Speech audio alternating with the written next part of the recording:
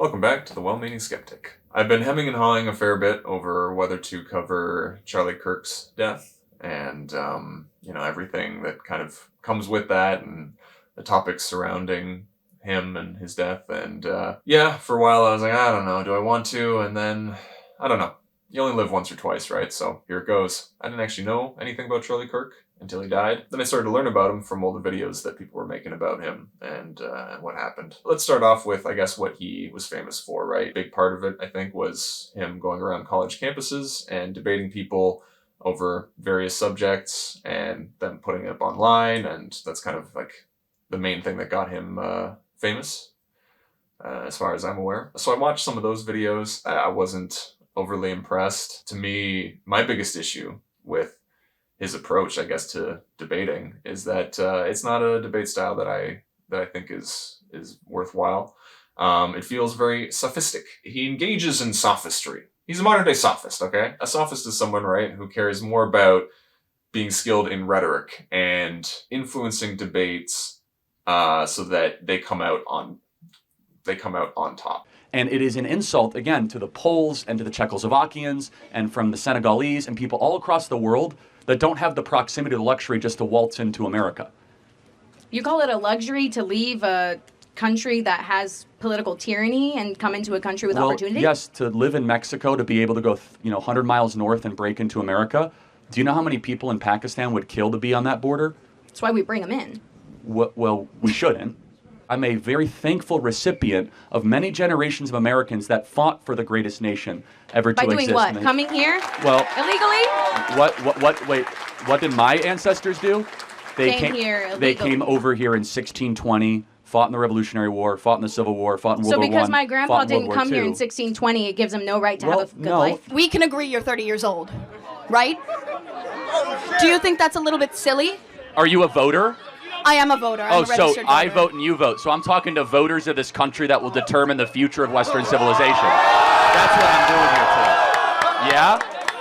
Yeah? Wait, hold on. How is it any different than a professor talking to you?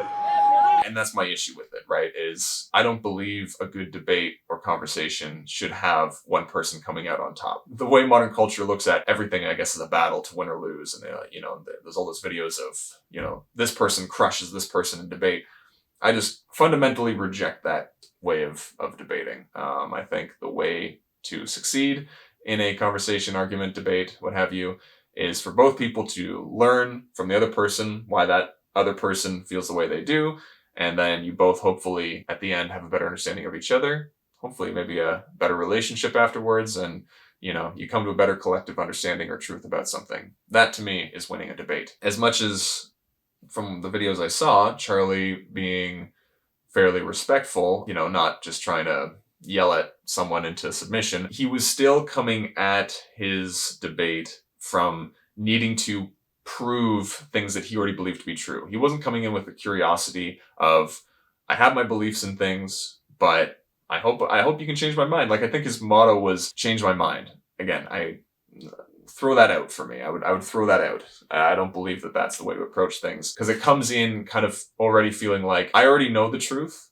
and I dare you. I bet you can't change my mind. Like, that's kind of, I don't like it. I don't like, that kind of way of going into interacting with people that way. You don't think that men are more likely to like contact sports, more likely to enjoy football, UFC, hunting? I think that's because of a societal norm in general. Like over a lot of time. No, come on, you're smarter than that. Being able to look into those type of things, like endometriosis, is like all this stuff. How do we make that safer for other people without bringing people that care about it? Not that important to me. This is what you do. This is what you do. You take people and you put them under the spotlight and you... Well, hold on. I didn't ask you to come up here. You voluntarily came to the front of the line. You didn't have to do that. You're purposely antagonizing people. There's still an antagonism, and there's still kind of a sense of like judgment or like a sense of superiority, or that I've kind of got it figured out and I don't think you do, but like, yeah, come at me, bring it, I don't agree with that. He had all these, rhetorical devices and ways of arguing people to get them into linguistic corners, and, he'd work on getting people confused or falling flat in their point, and then he'd have a way of rebutting it. And I think it's okay to have strong perspectives and opinions on things. But I still think it's possible for me to hold on to strong perspectives and opinions and beliefs while still being just as comfortable, or at least close to just as comfortable, exploring other people's sides of things and adopting new information and new perspectives and playing them in your head back and forth all the time.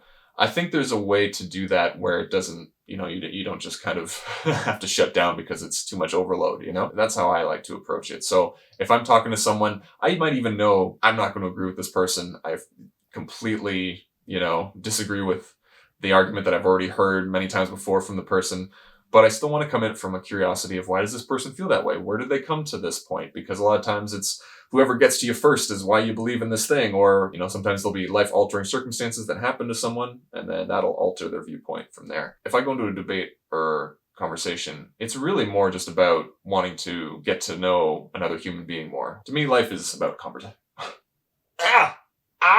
Bit my eye up. Life for me is conversation. I love conversations. I live for conversation. And the thing is, Charlie Kirk's still coming in with an agenda. He's not coming in just genuinely curious about other people and wanting to really see the world through their eyes. He's looking at tactics and strategies. He'd analyze what people are saying to him, and he'd try and figure out a way to, okay, how do I circumvent this? How do I poke holes in their argument? How do I do this? And again, I think that's missing the point. All that being said, when I watch those videos of him debating, I just still feel like I just fundamentally disagree with how he approaches things. And that's why I also disagree with when people are saying, Charlie was really doing what we all should be doing, which is engaging with people that disagree with you. And I was like, no, not really. I feel like what he's doing isn't actually building bridges or really crossing over to the other side and really, dropping the shield and shaking hands with your foe. I don't think he's actually doing that.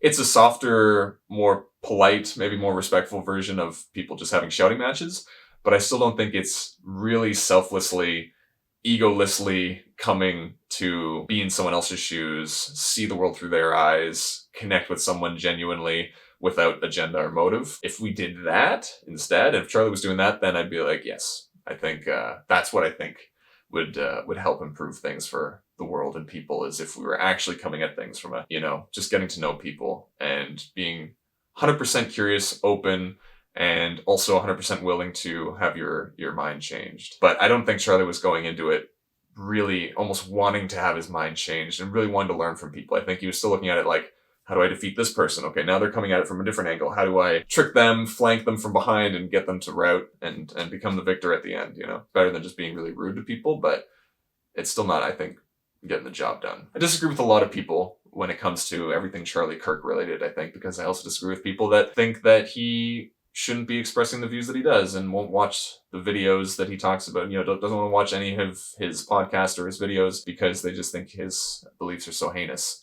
and would rather him being censored and that kind of thing. To me, that goes back to, if you don't believe in freedom of speech for people that you disagree with, you don't believe in it at all. Another thing related to Charlie Kirk's life and death, I guess a large amount of people on the internet, at least on social media, celebrating his death. For me, I do have that stance of murder is horrible no matter who it happens to. That shuts down conversation even more and causes even more violence. Violence begets more violence. Censorship begets more censorship. Judgment begets more judgment. That kind of thing. I think if you go by social media, it seems like everyone is a totally unempathic, psychopathic, bloodthirsty, vengeful person. We're also alienated from everything, right? Nature, other people, ourselves. We're all kind of constantly having to numb ourselves just to get through the day because the world is so disconnected and falling apart and confusing and scary and changing so rapidly that I think we all have to shut down a lot of our empathy, because otherwise if we were totally open to all the confusion and horror and fear and pain of the world and the trauma, I think we just wouldn't be able to get out of bed. I think it's an unfortunate byproduct of still needing to get out of bed and do things, is that we all have to shut down to a certain degree. A lot of us. To me, it kind of feels like the whole, you can't fill someone else's cup until your cup is overflowing. Once your cup is overflowing, then it overflows into everyone else's.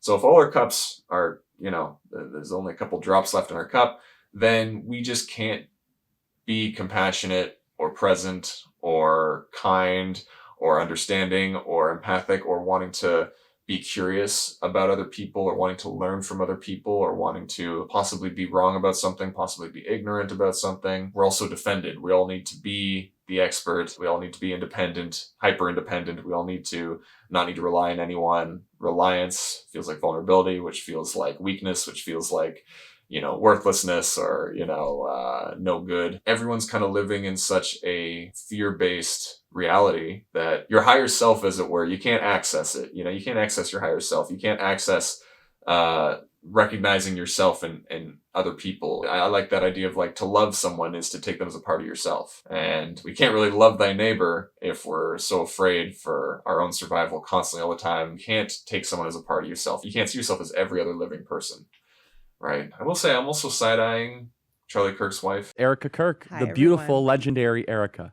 I love you so much. I love you. You're my best friend. Welcome to the Charlie Kirk Show. I know people have gone into this quite a bit now recently where she seems quite dodgy, quite sketchy. She seems like a plant or something. Like she seems like she did not really care at all about Charlie. And I know that's kind of harsh for the supporters, but there's something up with Charlie's wife. I want to thank the staffers of his amazing Charlie Kirk show who helped him broadcast from this studio, this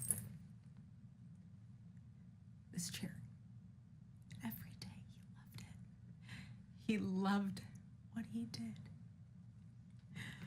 I want to thank the millions of people who have shown their love for Charlie here in Phoenix. And my goodness, did he love the Oregon Ducks. Go Ducks. That makes people uncomfortable to talk about because it verges on conspiracy theories. And why does that make people uncomfortable? Why do conspiracy theories make people uncomfortable? Again, I think there's a lot of reasons for it. I think one of them is that it makes people uncomfortable that there might be powerful players, controlling things in invisible or confusing ways that are in the shadows that we don't know about. And it's depressing to feel like how little control we have and how much control someone else might have over our lives. I think that's why people get depressed at the idea of something possibly conspiratorial happening. If the conspiracy ends up being true, then that can really, again, make your understanding of the world that much bleaker, that much gloomier. And, life's hard enough. For me, I love it. I love conspiracy theorists. I don't think a lot of the more mainstream conspiracy theories hold much water, but I love that there are people out there trying to figure stuff out. I like someone that is a truth seeker. I think conspiracy theory or conspiracy theorist has become a bad word or a slur or demonized. It's a way of shutting down critical thinking, independent learning, curiosity. Really, it's curiosity. I think that can be a threatening thing for people. And it's too bad because I think curiosity is what makes life beautiful and meaningful in a lot of ways. It's in curiosity that killed the cat. I just always appreciate people that want to know more. There's a liveliness there. There's a vitality, Our culture, our society, our world suffers so much from such a depressing level of inanition, that I know, isn't that a great word? We really have this lack of spiritual and emotional vitality and, just vitality in general. We lack physical vitality too. There's a real deadness, there's a real depression, there's a real sunkenness in the world. But I think curiosity could be one of the antidotes to the inanition that plagues us right now. I know there's a lot of stuff that wasn't really like directly related to Charlie Kirk, but this my mind kind of likes to bounce around, and that was me. That was some mental bouncing that was going on. But I do want to reiterate that it was horrible what happened to Charlie. Being murdered. I think he's a nuanced, complicated person like everybody is. And I don't really know if he was a great person. I don't think he was necessarily a grifter. I think he seemed genuine in his cause and what he believed in. I don't think he was a saint. I don't think he was Satan. I think he was just someone that is trying to grow and make sense of this very complicated world at this point. The world's gotten too complicated for any human, I think, to really comprehend in a lifetime. Maybe life's always been like that, but especially now in modern world, it takes a couple decades even just to kind of, get your footing, if you ever get your footing, honestly. He was more willing to talk to people than other people that have that rigid worldview, but I still think he was coming at it from someone who was closed off and closed-minded. So overall, not really impressed with him, but also don't think he deserves to, have his life ended the way it did. I don't know. The only way forward, I think, out of this mess of culture war and isolation and disconnection from all the humans and animals we share the world with is the grace that we can give people and ourselves, but just the understanding that people are going to see things differently, and that's okay. They're not a bad person. You're not a bad person. Because I think sometimes people get threatened by, if you believe different things or do things differently in your life, then it starts to get them questioning, did I make a mistake in my life? Did I go the wrong path? And then, it's like, no, you're not a wrong person for because I'm doing stuff differently either. But we're all just trying here, and it's tough, and we're trying to figure things out, and it's not easy. This is what has come up for me right now in this moment with regards to Charlie Kirk, his life, his death, and things of that nature related to him and, adjacent. But I'd love to hear your take down in the comments, and I'll see you around, I'm sure.